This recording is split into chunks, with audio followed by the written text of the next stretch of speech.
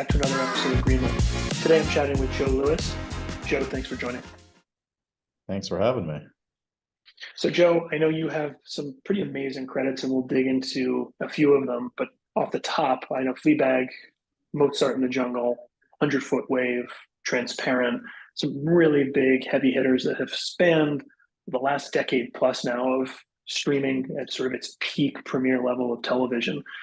Again, we can go so many different ways with this opening question, but just curious how you navigated into that position, getting involved with that level of projects and perhaps some of the Amazon backdrop of it all, which I know is a pretty big piece of some of the early days. Sure. I'll try to give the answer in a succinct way, but the bottom line is, I was at the right place and right time. I was personally interested in technology and professionally working in television and had some experience. I'll describe that a line, but it was really, understanding pattern recognition within entertainment and television history and sort of just being at the nexus of business and creativity. I mean, the real short version I'll try to tell is, I started out, I was a temp at Comedy Central working for the head of the network, a woman named Lauren Correa, who's incredible and, now a good friend and has been a mentor for a long time. But I started out as her one-day temp, and through a fluke of events and circumstances and finding maybe the right job for me, I helped conceive of that show Tosh.O 8 or 9 months into the job. And, it wasn't the most popular idea internally, but it was really loud and vocal on getting it made. And ultimately, Lauren gave me $5,000 to make it as a live stage show at the Comedy Central stage. Another longer story, but the basic version is it ended up getting on the air. It didn't cost that much compared to other programming. It did exceptionally well from the time it came out. It ended up running something like 16 seasons and dozens of episodes a season. But it just, I saw that you could make something that was not that expensive, that a lot of people could think it was just an okay idea. It could become a wild hit. So I was at Comedy Central for a number of years, and I'd started to work on movies under that brand and was trying to get stuff set up with Paramount and the Comedy Central film brand, and led me to think I wanted to make movies full time. So after a number of years at Comedy Central, I went and took a job at Fox, and I was working at the movie studio, and just quickly realized that it felt a little bit like an old timey business, and was there for a while. And, something I've always done and always recommend is just read a lot about the business that you're in. I read a ton about media. I read a ton about the history of entertainment. And I was just trying to understand, how things happened in the past and what's going on now. And one day I saw that pay TV rates had declined for 10 quarters in a row or something. And pay TV rates had never declined before. So this is around 2009 or so. I think I was at Fox. And I just like technology, and I think I'd gotten a TiVo, and I remember I was using what was called Amazon Unbox, was Amazon's original digital delivery program where you'd download a movie or TV show overnight and then you could watch it the next day. So I wasn't loving the movie business. I had helped come up with and execute this very inexpensive, very successful show. I saw that you could watch high definition video for free over TiVo at the time. And I saw that pay TV rates were declining. So it became, it's one of those things in an instant, the idea sort of came to me, and you spend years unpacking it. But I saw that you could make a show, that I had the power to select and help conceive a show that would catch on with audiences. I saw that high definition programming was being streamed at home for free. And I saw that cable TV was probably going to go away, or at least had the first inklings it would go away. So I went full on into that idea. And I just realized there might be a moment where, I did some of the math and how much it would cost to stream stuff and how I could figure out how much it could cost to make something. And, my idea was to start my own comedy television network. And I was trying to start, an over-the-top Comedy Central in 2010. We were going to do half-hour shows, very inexpensively, and really, patterned off a show like Tosh.O, which was a format that had that had been around, a bulletproof format, and perfect. I don't want to call him up and coming because he was such a big talent at the time, but the perfect comedian at the Yeah. right stage of their career at the right time. And I was going to just try to do what I was doing as an exec at Comedy Central, but offer it for free to anyone in the world with ads. I partnered with someone I'd gone to USC with, and it was the first time I got my taste of trying to raise capital and trying to do so for a media business. But we were trying to raise a small amount of money to start my television channel. And at that time, separate from me, Amazon decided to get into television. I think Jeff Bezos had an idea that it would be a great offering for Prime memberships. So you had Amazon deciding to get into TV. Yep. They thought comedy was a better way in. It was less expensive. There was less competition, and they decided to get into the comedy streaming business. At the time, I was trying to start a comedy streaming network. There could not have been many of us in the world doing it. And then truly through a ex-colleague of mine at Fox, had a good friend who worked at Amazon, and they passed on my resume and said, this guy's working on a similar problem. Met them in, say, late 2011, early 2012. And through just a normal set of job interviews, I ended up becoming the first person hired at Amazon to do television. And I was in LA, and it's a long story and a long way of saying how I was in the Yeah. position to make Transparent and Mozart in the Jungle, and how I ended up running a television network not long after I started in television. It's an amazing arc. I'm curious of the sort of big edit projects that you had with Transparent and Mozart and Fleabag. Did you have any of those prior to Amazon? Like, did you, No, as there you were was putting things nothing. together? Got it. No, there was nothing. No, I mean, the TV network I was starting was really going to be a low budget comedy channel. We were not gonna do anything scripted. I wouldn't call us premium. I Yeah. think we would have been very Yeah. funny, but it was not a very low budget comedy. And then when I got into Amazon, the resources were way different, the goals were way different. What we wanted to make, who we wanted to attract, how we were going to make them was completely rethought. How different was it coming from the 20th Century Fox world and that old timey business, as you say, into Amazon, especially when it was brand new in that business? I mean, it was amazing. I mean, I still remember my first day at Amazon. I started in Seattle, the employee orientation, and they asked if it was okay if someone could follow me around with a stopwatch at every part of the orientation, getting my badge, filling out whatever forms I filled out, sitting through a video, and with the goal of measuring themselves and trying to improve the performance of the orientation.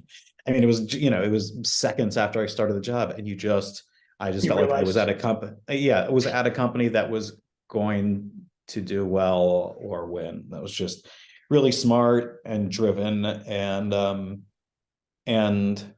it was great. I mean, it was also daunting, and you truly having a blank slate and no money to spend leaves you with a yeah. lot less choices than having a blank slate and a significant amount of money to spend. And you make a lot more mistakes, you learn a lot more things, and you have more chances to get lucky, which is what happens when a filmmaker like Joey Soloway in a script like Transparent comes in, and same with Mozart. But Can you go back uh and for a second onto Transparent? I'd love to go through how that came in. What was the sure. context? What was the lead time from it coming into obviously it airing and becoming such a hit? Sure. It's about 11 years ago, so I'm off by a little bit on any of the dates. Forgive me. Yeah. But Joey Soloway, their first movie called Afternoon Delight, which I'll plug and recommend, was just at Sundance, and they had won Best Director, and their agent sent around the movie. And I think said, if you like this, there's a script by the creator that you should read. I love the movie. And the script was Transparent, and it wasn't the exact script that we shot, but it was pretty close. With maybe only one significant difference. But came in one day and met with Joey in our office in the Sherman Oaks Galleria above the El Torito, and they told us about the show. We had read the script and was just blown away. We made I don't remember the exact deal, but we made, a very favorable deal that probably no one else would have given to, Yep. gain their trust. And they let us make it. We were lucky. And I think everyone involved was lucky to find each other and get to make that show at that time. And such an incredible pilot and first season and beyond. Was there support for it right out of the gate? As it came in, and obviously the Sundance film coming off the heels of that perhaps had some level of momentum, but was it obvious to multiple people to chase that? There were no huge internal obstacles. We also didn't have a lot of oversight at that point. We were just such a small group, and we were making a pilot. So, relative to other projects at Amazon, although, it was public facing, so relatively, small investment. We liked the script, liked Joey, liked everything about the ideas for things to Yeah, come. And, I think the biggest question came, when we aired it. I think we talked about this back then, but it wasn't the most, didn't get the most, at the time, Amazon was airing its pilots publicly and looking at, yeah, metrics around them and public feedback to try to figure out what to make. And, I'll say, I think we talked about it then, it was not the most viewed pilot. Mozart in the Jungle, we also made that time, and there was a third pilot too. And so what it did get was just incredible reviews. I remember yeah, headlines like, the best pilot on TV is on Amazon. And so it was not well viewed. The biggest question that came up is when we went into the Greenlight meeting for it, even though it wasn't well reviewed, it was undeniably a great show. And, there was a question about would it get picked up, but, to Bezos's credit, he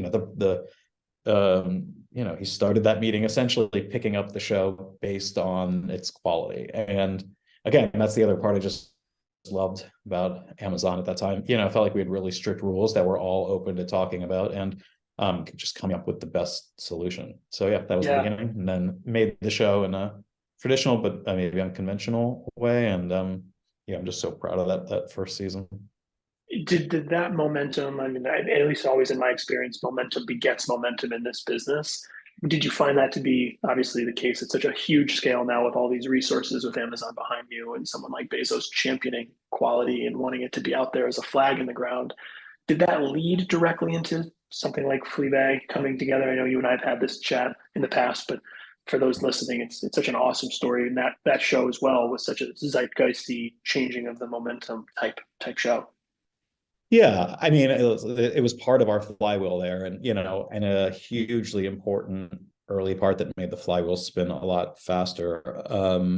Winning the Golden Globe with that show, you saw viewership spike up, and then say Mozart in the Jungle, you mentioned earlier, the other pilot we greenlit alongside Transparent, then won the Golden Globe the next year, and you see both viewership spikes, and you saw something signaling that one wasn't a fluke, we were trying to do things that were quality and different. And at the time that those came out, the only show I really can remember pointing to was Larry Sanders.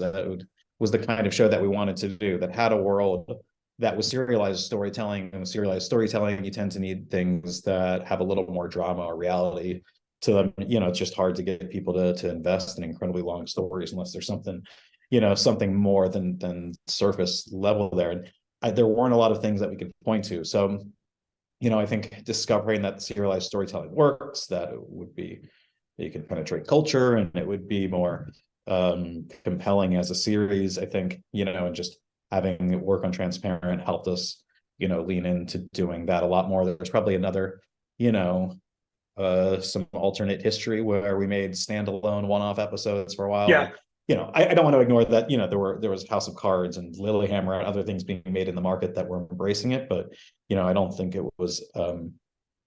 It seems obvious now, and it was more controversial then to do things that were super serialized and yeah. risky subjects. Can you talk a little bit about Phoebe Waller-Bridge? And obviously, just such an amazing performer, crazy, unique voice. Someone once said to me, the best pieces of art, when you think back and reflect on them, they can only possibly be told by one specific artist in one specific moment. And that show and that experience, I remember seeing the first episode, like you knew you had seen something that only one person's voice could possibly give you that experience from. Just curious, and I know again we've sidebarred on this a little bit, but for those that Yeah. haven't been privy to our conversations, go as wide or as deep as you want to, because I think this is such a fun one about how it got greenlit, how small it was early days, and then the groundswell that built around that project. Sure. I mean, maybe things that you might, not know, or, might not be obvious, as, sure it's been talked about publicly since, but there was not a lot of competition for the show. So it's nice, to hear that the pilot, the first episode is great and, is so obviously speaks to greatness to come. But, there was an original pilot that the BBC spent a little bit of money on that everyone saw and everybody passed on. My personal, connection to it or our story, we had the pilot. I was meeting with my comedy team at the time. I can remember the conference room at Amazon. We were waiting for some people to get there to start. So we just said, let's put it on this show and let's just watch it till they get here or till we don't want to watch it anymore and can pass on it. Obviously, we ended up watching the whole show, loved it. Then we got on the phone and had a normal, what's going to happen? Tell me about the show. Tell me, meet the person. And, Phoebe was just incredible from the start. And it's just what you want to get out of every creator, someone that has a strong point of view and knows what they're writing and knows why they're writing it and has a good sense of the story. And, I think the thing to know with that show is, not only is Phoebe an incredible writer, an incredible actor, but I think, what you can't see on screen is, the temperament that leads to a show like that, which is like a relentlessness and a want and a drive to just keep going over it. Some people don't need to be told it's time to do a new pass. A lot of the very best creators and filmmakers I work with have this exact, not uniformly, but almost uniformly, this exact skill of just going over it over and over and over again. I think you can watch something like Fleabag, but, maybe it feels like, inspiration struck and that show was written down, but that show was written through draft after draft, pushed along by Phoebe more than anybody else, and incredible other producers on the show, and Jack and Harry Williams and Lydia and Sarah, two brothers, and there's just the cast themselves. But it just goes back to a relentless leader with an incredibly tuned instrument, and you just hope things get, when you're doing drafts or cuts, you always want them to get, it always feels like they can maybe at best get 30% better. And I look at season 1 to season 2 of Fleabag and maybe see something that even exceeded that, through the energy of no one but the energy mainly of Phoebe, almost entirely Phoebe. So curious on that. Obviously, it ends at season 3. Feels like something that everyone wanted more of. Was it always known that it would end? Was it a contained upfront, or was it a Phoebe decision? How did that come about? I mean, there was a chance that there wasn't even a season 2. I think, assuming a lot of your listeners know, historically the British system has been set up differently than the American television system. The American television system, you're not allowed to start unless there's a number of options on you that will make it not your decision to continue. The British system historically has been totally different. Do shows 1 season at a time, and if the creator wants to keep going, they can do it. If not, they'll do another show. So there was never anything promising another season of the show. And I remember when Phoebe had it, and the idea that opened it up. And I think I think what's also great is there wouldn't be a season 3 without an idea to open it up again, or just a real reason for it to exist. But I'm also a fan of the show, in addition to being a part of it. I wish there was a season 3 like everybody else, but there is. I want it to be really, really good. Yes. Curious on that show. Typically on here on Greenlit, we talk about how did something get made? Would it get made today? Would the barriers to getting it made be similar, different? Like someone yourself who's a student of the film business, television business, entertainment business at large, and the history of all of it. Does this show get made today? If it does, how? Like you said, maybe that relentlessness, you still find a way through, and you can figure out how to get over the speed bumps, even if they're different bumps in 2023 versus 10 years ago, 8 years ago, however long it was. But just curious how you see that in terms of the broader market. Does this get made today? If so, what's the path to doing so? I mean, it's so hard to say. I think the easy answer would be no, because but maybe that's just the self-serving answer too. The answer is I don't know. I think the original pilot that the BBC made was not incredibly expensive. So yes, I could see them or someone taking that roll of the dice for what that cost and what that project was. And then the question is like with that pilot, what it was, could I see someone else coming in? I think maybe it wouldn't be a traditional distributor now. Maybe there's, and this is what a lot of the focus of my current company is. So maybe it is still a self-serving answer, but I think there might be other companies that come in and can pick up what before might have been the American portion of it and help produce it independently, or take some other part of the world and pay for that. And that was the goal. I mean, the thought puzzle when I started Amplify Pictures, my current company, is all right. So I've done this. I've done this since Tosh.O, and I've had shows that have gone well. And on that one, or on Fleabag, what would the difference be in the outcome if the resources were that of Amazon or resources that I had, paid myself or raised?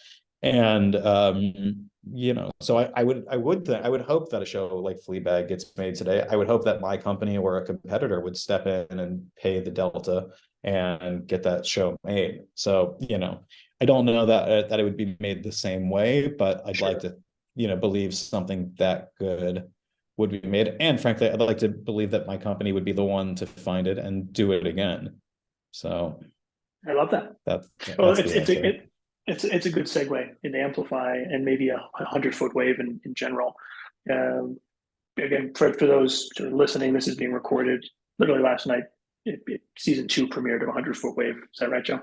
Yes. And for anyone who's listening day and day, we're the lead into Succession for the next 6 weeks, which I don't know what that means in terms of viewing anymore, but it sounds great to say out loud, and I'm excited to be next to it.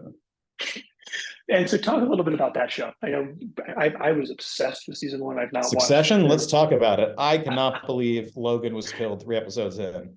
I know. Ruining it for everyone. Sorry, I'll record a spoiler for the start of this, but really, really, really enjoyed it.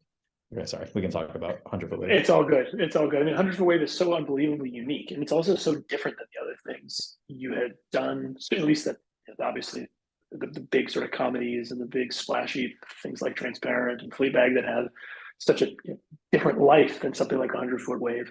But 100-foot wave is just an amazing, again, like you said, exploration into finding the next really amazing thing, instead of it just having to be derivative off of some model that just because it worked before it's going to work again. This feels totally different.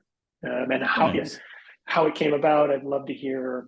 Similarly, how did this one manifest? Sure. So, I had a little bit of documentary in my background. I did what I think are Amazon's first 2 doc series. One was called Long Strange Trip. It was an incredible doc series about the Grateful Dead from the filmmaker Amir Bar-Lev. And the other is a really good show, a small show called The New Yorker Presents. Both of those are still on Amazon now. People should check out. New Yorker Presents a bunch of incredible documentary filmmakers taking on stories from The New Yorker. We've done a little bit of documentary. And like I said, I was working out this thought puzzle. Could I just find and finance the next Fleabag myself? And I was raising money to try to do that, start an independent scripted television studio. And, one of those fluke lucky things happen. So my wife's second cousin, Nicole McNamara, is married to one of the biggest big wave surfers in the world, Garrett McNamara. Now Garrett and Nicole are the leads of 100-foot wave. I hadn't met them before. They lived in Hawaii. I hadn't spoken to them, but they reached out to my wife and asked me if they could ask me for some advice. And they had an idea about a project that was a little bit different than what the show became, but they wanted to talk, and met up with them, gave them some advice, and they asked me if I wanted to produce it. So at that point, I was trying to do scripted television shows on my own, but I met them, and Garrett, both of them. But Garrett is so compelling. Yeah. And pretty intense dude. Pretty intense. Again, back to your comment around relentless. I mean, that dude is like the definition of relentless. Yeah, but he's also funny and charismatic, and I think as intense as he is, he's just equally fun. And you're just it's what you're always looking for. Now I get articulated because I've done a lot more documentaries since, but just a great character in a great world. And Chris Smith was someone I'd known for years through a mutual friend, and we would ski at Sundance together because the mountains were open, and with our mutual friend, but we hadn't worked together. And I was a huge fan of his, truly from the beginning of his career. American Movie is just one of those projects that had a big impact on me, and reached out to him about the idea. And and asked if he was interested in surfing, and he said definitely not. And luckily, he thought it was interesting enough that he agreed to meet with Garrett and Nicole over Zoom, and so we got together, we Zoomed with them. And then 2 weeks later, we started shooting the show. We just sent an camera operator out. And I don't think we've stopped shooting the show almost for 4 years since. And now season 2, like you said, just premiered the other night. We've been shooting all last winter too. And the show just keeps going. So it really just proved out this model. We made 6 episodes before we started working with HBO and licensed it to them, and it just proved that you can make series on your own. It can be a great win for the distributors. The show won an Emmy for best cinematography. We were up for best show. Really, it's really just a great, inspiring show with incredible high-level filmmaking from one of the world's best filmmakers. And it solved the problems that I was finding with producing, which was that it's incredibly slow. You don't have a lot of agency, and even if your show does well or wins all the awards, there's no bonus. So, by taking a lot of risk at the beginning and just going to make the show, it turns all those things on their head. So, that was 100 Foot Wave, and continues to go on, and very happy with season 2. And hope everyone gets a chance to watch it. Can you take it further, Joe? I mean, that model and that sort of, say, entrepreneurial reinventing approach to making a series, can you, or are you taking that and applying it elsewhere? Is that one of the cornerstones, I believe it is, of Amplify in general, and how you think about, no pun intended, the sort of next wave of building a meaningful entertainment company that can produce its own content?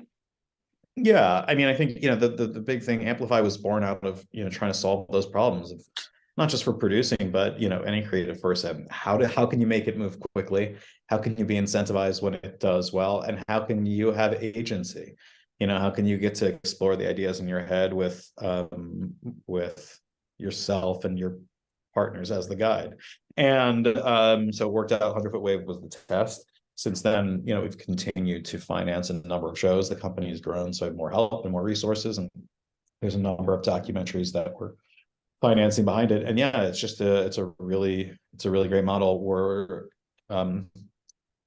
We are, the next big thing for us is proving that it works on the scripted side. And there's a project we're hoping to shoot later this year abroad that will fit into this. And again, I just think there's, in movies historically, or at least since the 70s, there's been an escape route for creative energy. You could make an independent film. There's just not the same opportunity in television. And right now in TV, it's tangible, the amount of creative energy that's bottled up and looking for somewhere else to go. And I have no doubt that the biggest shows of all time, maybe the best shows of all time, never made it out of development. Never, no one ever bought them, and if they did, they didn't make them. And if they didn't make the pilot, they didn't order them to series. And I think those are the opportunities. We're looking for those, not just shows that aren't bound. I think this is the best model for anyone who's making television, because it aligns you with the success of the show, you as the creator. So it's a model that we're heavily invested in and putting all of our time and resources in. And truly think it's great for every part of the television business. For distributors or streamers, we get to say you don't have to worry about the budget or the schedule, or if it's good, we'll show it to you first. We'll be responsible for the overage. And this only works if we can make a show for less than the cost that it would make you to do it. For creators, we move quickly, and for ourselves, we just get to make TV, which is what we love. I appreciate it. I know we're tight on time, and I want to be respectful of that. I usually end with the question, which is, if you could tell your younger producer or filmmaker self anything, knowing what you know now and knowing the business the way you do now, what does that look like? I mean, I would tell myself to educate myself as much as possible, to read everything you can on the business that you want to be in. And I didn't figure this out till I was in my say mid to late 20s, that you can really you can figure out what to do. No one teaches you. I went to USC Film School, one of the best film schools in the country. Yeah. No one ever taught me much about the film business. Right. How do the gears actually touch? How do you get things actually made? How does the business actually work?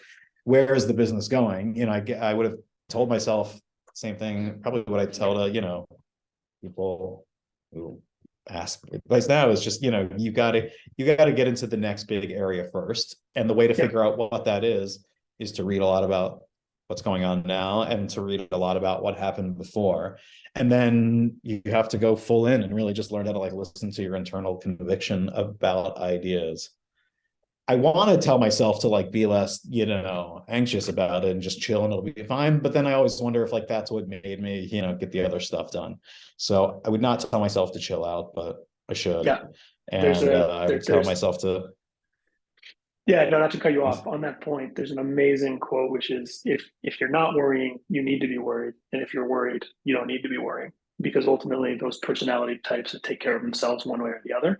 So I'm a huge believer in that. It's an unfortunate thing to bear on your back all the time, especially when you're trying to get things made and build companies and work with creatives and work in a very challenging, changing, evolving business. But I just love that idea. If you are worried, you don't need to be. So you've got it figured out. You're worrying about it Yeah. nonstop enough. The trick is always to know when it's going to be. You have to trick yourself into knowing when there are real problems, knowing that they'll be fine. Right. But also just feeling, I feel like the future's constantly, happening and you're just trying to, not let it happen to you and be a part of it. And, it's why I get so excited, about seeing things about AI and new tools. And I don't know how they'll be used and there's scary things about them, but just it seems, when the future becomes tangible, that's when, ideas start firing. And, I guarantee, I mean, if I was starting now, I would tell myself to go into global TV. I would love to move abroad when I was young. And I think it's going to be one of the next big things. So yeah, somehow you got to worry, but just enough to motivate yourself, and not so much that you Yeah, don't solve. Know that most problems get solved. Keep that's hired right. right and work with great people. Thank you again, dude. Really appreciate you joining. Yeah, thanks for having me on. We'll talk soon.